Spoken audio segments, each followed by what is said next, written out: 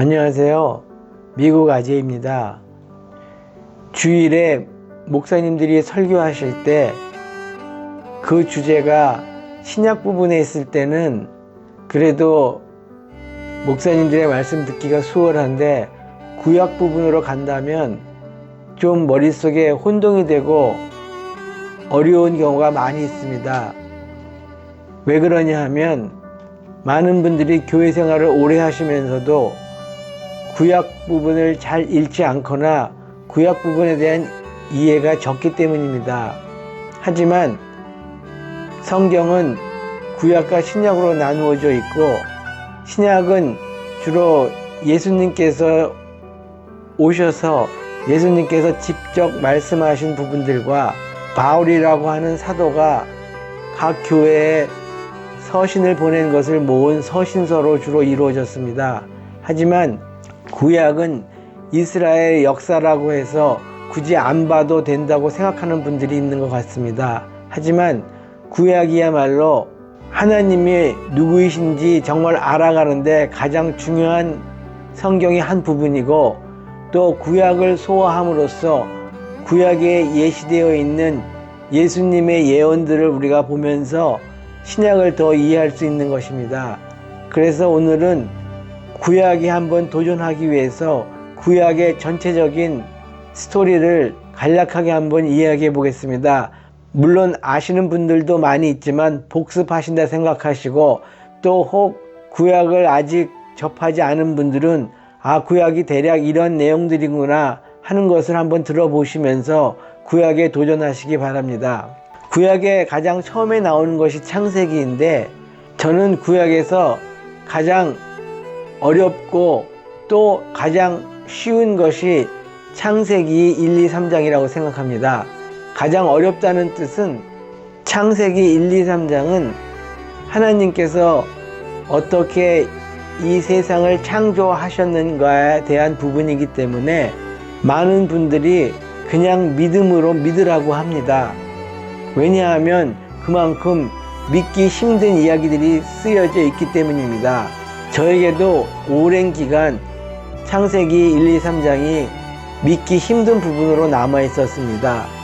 그런데 어느 날 저의 마음이 열리고 보니 창세기 1, 2, 3장만큼 성경에서 가장 더 확실하고 믿어지는 구절이 없는 것 같습니다. 여러분들도 주님의 크신 은혜로 창세기 1, 2, 3장이 진실로 믿어지는 날이 오시기를 기원합니다. 하나님께서는 태초에 세상을 지으시고 아담과 하와를 지으셨습니다. 그때가 대략 성경에 있는 인물의 족보 순으로 역계산해 나가면 대략 BC 4000년경으로 추산이 됩니다.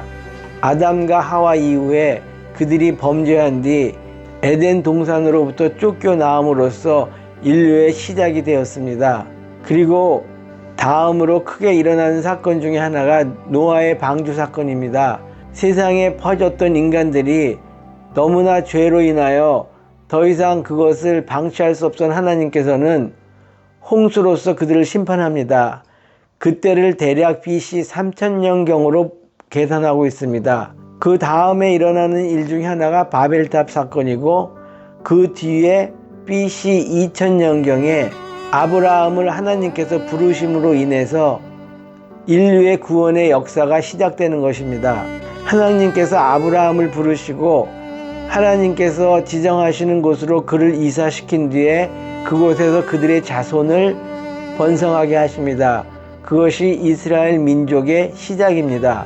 아브라함은 이삭을 낳고, 이삭이 야곱을 낳고, 야곱이 이스라엘의 12지파를 낳는 것이 창세기에 해당되는 부분입니다.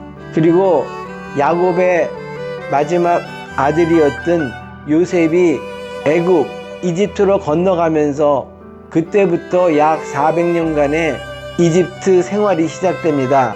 그래서 400년 후 대략 1400년에서 1500년경에 이집트를 탈출하게 되죠. 그것이 출애굽입니다. 하나님께서는 모세를 통하여 5권의 책을 만드셨는데 그것을 우리는 모세오경이라고 합니다. 창세기, 출애굽기, 민수기, 레위기, 신명기가 여기에 해당합니다. 이집트를 탈출한 이스라엘 민족은 하나님이 가라고 하신 땅 가나안에 들어가려고 합니다. 가나안에는 7 족속이 살고 있었는데 그들을 멸하고 대신 이스라엘 민족이 그곳을 차지하게 됩니다. 그래서 그들이 그곳을 차지하고 그곳에 정착해서 살 때가 성경에서는 사사기라고 합니다. 사사란 것은 저지라는 뜻으로 그 국민들 중에서, 즉 이스라엘 민족 중에서 지도자로서의 역할을 감당하는 것입니다. 이스라엘 민족은 하나님이 보내주신 사사들의 지도를 받으면서 살다가 하나님께 왕을 달라고 요구합니다. 그래서 하나님께서 주신 왕이 사울이라는 왕입니다. 그리고 사울의 뒤를 이은 왕은 사울의 자식이 아니라 하나님께서 다시 뽑으신 왕입니다. 그가 바로 다윗입니다. 우리가 흔히 아는 다윗과 골리앗에 나오는 그 다윗입니다. 다윗이 나온 때가 대략 BC 1000년경으로 보시면 됩니다. 그래서 다윗이 이스라엘 왕국을 건설하고 그 뒤를 이어서 솔로몬이 왕이 됩니다. 이 솔로몬이 왕이 되었을 때가 이스라엘의 가장 최고의 전성기라고 합니다. 그러나 솔로몬 왕 이후에는 이스라엘이 북이스라엘과 남유다로 갈라지게 됩니다. 그래서 북이스라엘은 신하였던 여로보암이 왕이 되고 남유다는 솔로몬의 자식인 르호보암이 왕이 됩니다. 그때가 대략 BC 930년경으로 추정됩니다. 그리고 북이스라엘은 BC 720년 정도까지 유지되어 오다가 아수르라는 민족에게서 멸망을 당합니다. 남유다는 BC 600년 정도까지 지속되다가 아수르를 물리치고 새로 등극한 새로운 제국 바벨론에게 멸망을 당합니다. 그래서 남유다는 3번에 걸쳐서 바벨론의 포로로 전 민족이 끌려가게 되고 예언대로 그곳에서 70년을 종살이 하다가 바벨론의 뒤를 이은 왕국 페르시아의 고레스 왕의 칙령으로 인하여 530년경 3차에 걸쳐서 귀환하게 됩니다. 우리가 구약에 보면 지금 말씀드렸던 역사를 담당하는 부분들과 많은 선지서들이 나옵니다. 그래서 이 선지서들이 무엇인가 굉장히 궁금한 경우가 많으신데, 이 선지서들은 대부분이 하나님께서 북이스라엘과 남유다로 이스라엘이 갈라졌을 때 각 나라에 하나님의 말씀을 전하는 선지자들을 선정하시고 그들에게 하나님의 말씀을 전하기 위해서 선지자들을 보냈습니다.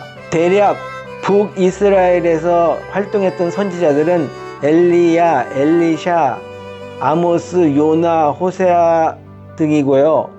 남유다에서 활동했던 선지자들은 오바댜, 요엘, 요나, 이사야, 미가, 예레미야, 스바냐, 나훔, 하박국 등입니다. 그리고 바벨론으로 포로 갔던 시기에 활동했던 선지자들은 에스겔이나 다니엘을 들 수 있고, 포로 후에 귀환해서 활동했던 선지자들은 학개, 스가랴, 말라기 등을 들 수가 있습니다. 그 뒤에 말라기 선지자를 끝으로 해서 구약의 기록은 끝이 났는데요. 그로부터 500년 뒤에 예수님이 이 세상에 오시게 되고, 그 전에 알렉산더 대왕이 로마를 세워서 로마가 이스라엘을 점령하는 시기가 되는 것입니다. 다시 정리하자면 이스라엘 역사는 오히려 한국 역사보다 쉬운 것 같아요.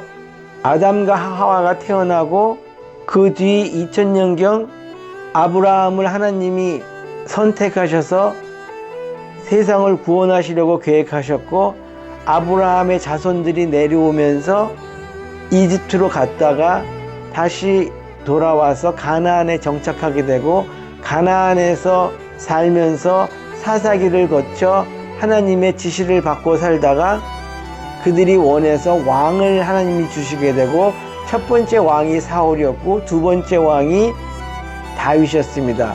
세 번째 왕이 솔로몬이었고, 솔로몬 시대에서부터 왕국이 갈라지게 되어 북이스라엘과 남유다로 갈리게 되었고, 북이스라엘은 BC 720년경에 멸망했고, 남유다는 BC 600년경에 망했다가 포로 귀환을 해서 BC 530년경에 다시 재건해서 이스라엘이 유지되었다는 것입니다. 제가 말씀드린 것들을 잘 기억하시고 성경을 읽으시면서 전체적인 맥락을 잡아가시면 훨씬 더 성경을 읽고 이해하시는 데 도움이 되리라고 생각합니다. 감사합니다.